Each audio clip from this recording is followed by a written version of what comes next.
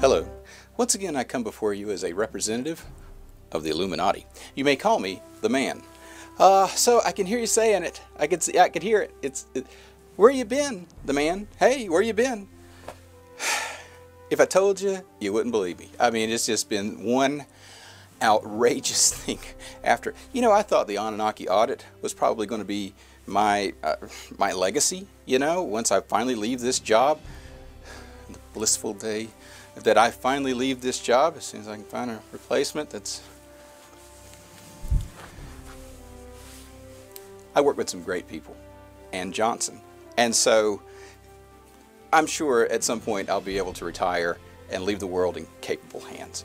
But this last 18 months has been one thing right after another. And the really big computer did predict a long time ago that should we survive the Anunnaki audit, because we didn't really know what the parameters were that were going to make us be a legitimate species from then on out, that we would in fact enter into a period of uncertainty should we survive, and we survived. I'm here, you're here, everything's good that way. Even Betty White's still here. She knows what she did. Anyway, yeah, so here we are.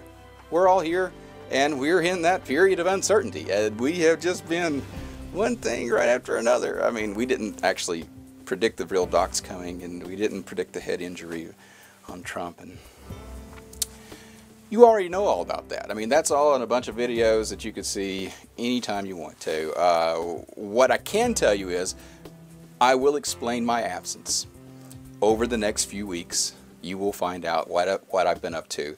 And I don't really want to tackle all that just yet, because some of it's just so frustrating, it makes me want to strangle somebody. But I haven't.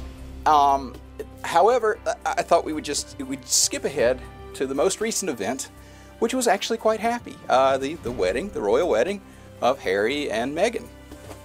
H-bomb and Megs, as we call them. You know, once again, the Queen of England has decided to let one of her grandsons marry a human woman, and Meghan was it.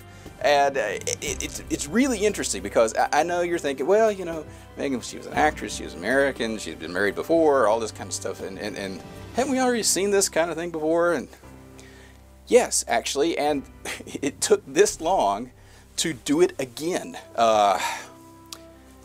We've been working really hard behind the scenes in order to make this happen, you see, because part of our agreement and negotiations with the Queen of England, when we decided on what Will's kids were going to be named, was that you remember those videos, right? When we were talking about negotiations, they wanted some reptilian name, which meant I don't know, conqueror worlds, devour worlds. Anyway, it was like John to them. Remember that? Anyway, part of the negotiations was that we were going to help her expand her territory. Now, we can't really do that here, you know, because we're all over this colonialism kind of period. You know, we as human beings have worked through that, and hopefully we won't go through it again. There is a 35% chance, according to the really big computer, that we're just going to do it all over again, because we haven't really learned nothing. But you know, it's fine. That's fine. We in the Illuminati, we're in it for a long run, you know.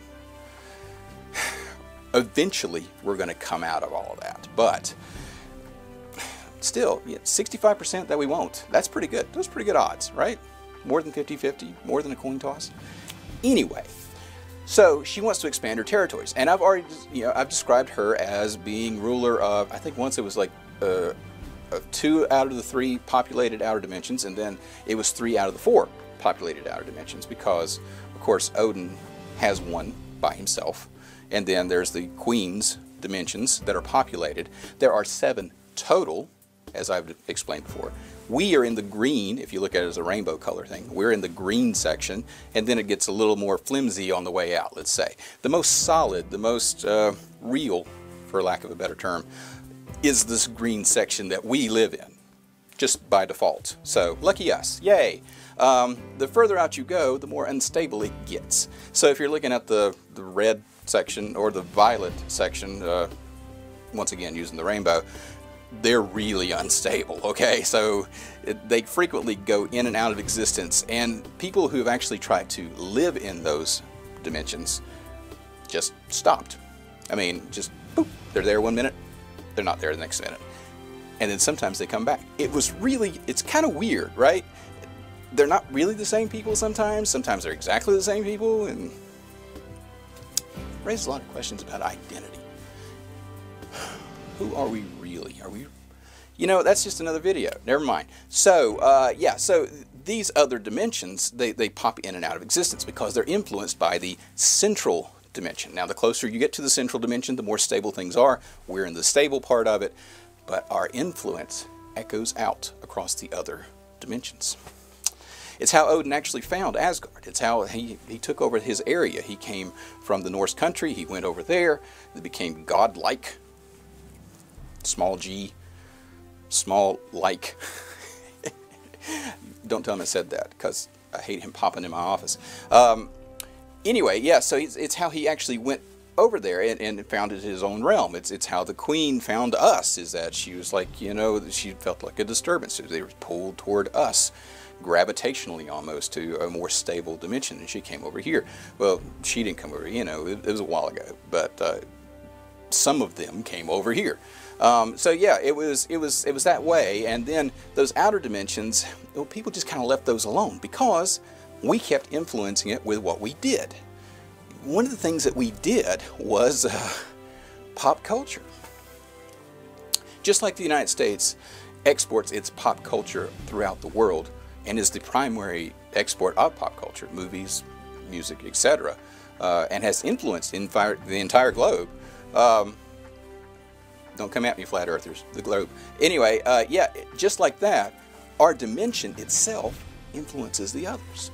And in our little neck of the woods on Earth, out of the gigantic universe that we live in, we have an incredible amount of influence on those outer edges.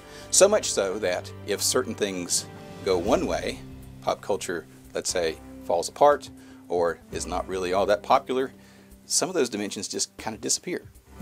And the more stable, of course, the pop culture is, the less, I don't know, fringy it gets, or the more accepted the fringe gets into the mainstream of pop culture, the more stable those are. So, the Queen thought it would be an excellent idea to marry off one of her grandsons to an actress from the United States. A pop culture princess, right? It didn't really matter if she was married before. A lot of people playing up the whole race thing. That doesn't really matter. To the Queen of England, we all look alike. Okay, that's just all there is to it, right? I mean, they got their reptilian thing going on. They look at us like, hey, those mammals walking. Anyway, yeah, so it's just the same kind of thing. However, a combination of the pop culture world, the political world, semi-political world that the royalty lives in. You royal families.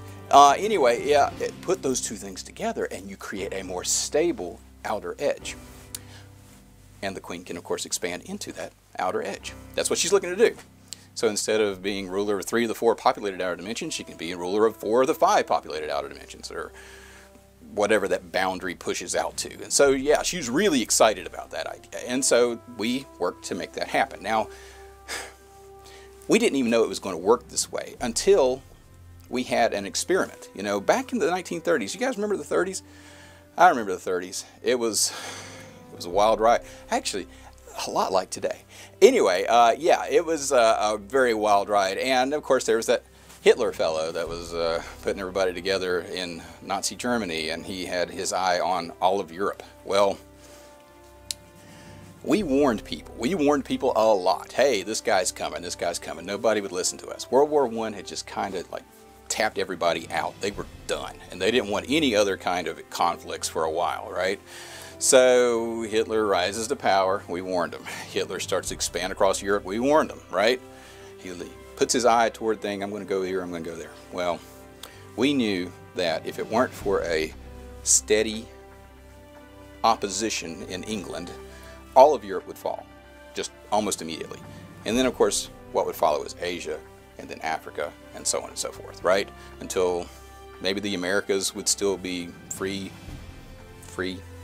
maybe not, who knows? So we needed a very steady and very opposed England to Hitler. So we looked at the leadership there, and one, of course, at the time, King Edward, he was actually kind of predisposed toward Hitler. He wasn't opposed to him at all. So we had to get rid of him. And we aimed Wallace Simpson right at him. And it worked. Worked great. He had to abdicate. Off he goes. George takes over. Can't speak right, but, you know, he worked through it. And then, of course, now we have Elizabeth and so on and so forth. Right? Charles.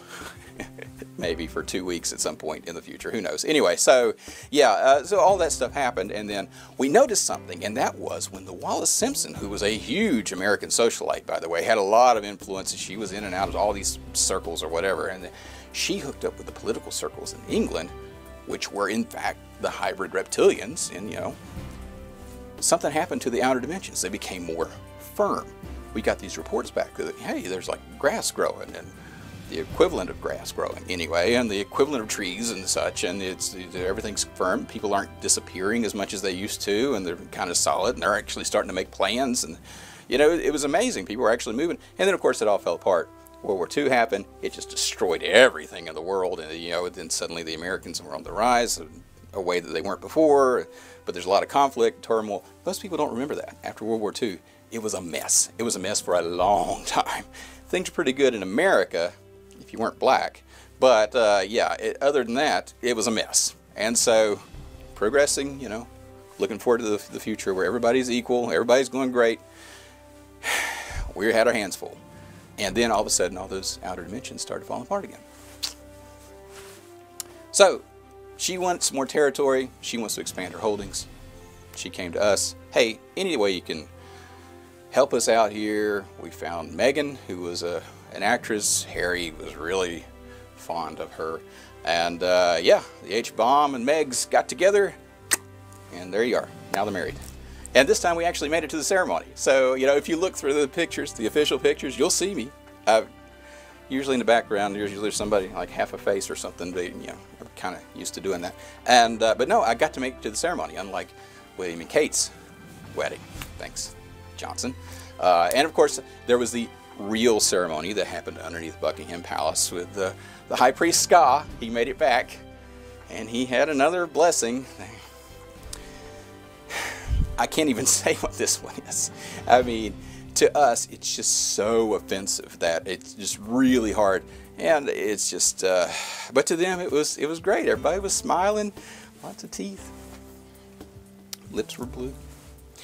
Anyway, yeah. So that's what happened. So yay, a happy occasion compared to everything else I've had to do in the last 18 months. And so yes, I'm very, very excited for the future, and we'll see what happens to those outer dimensions. I mean, we're giving it our best shot. The only other way we could have really made it any more stable is if we used, I don't know, Angelina Jolie or something, and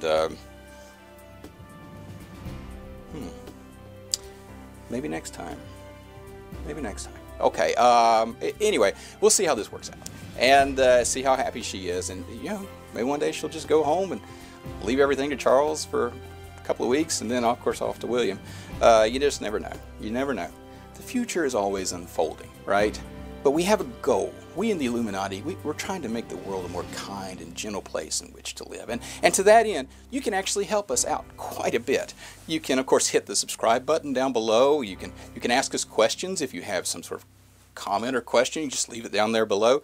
YouTube still lets you do that, right? Oh, yeah, that's another thing I need to talk about, the demonetization fiasco. Yeah, we'll talk about it. So just leave your comments or questions in the comment section below. And of course, as always, when you walk outside your house or your tent or wherever you happen to live, and you look up there in the sky and you see those chemtrails blazing up there, why, when the Illuminati would suggest you just relax and breathe deeply.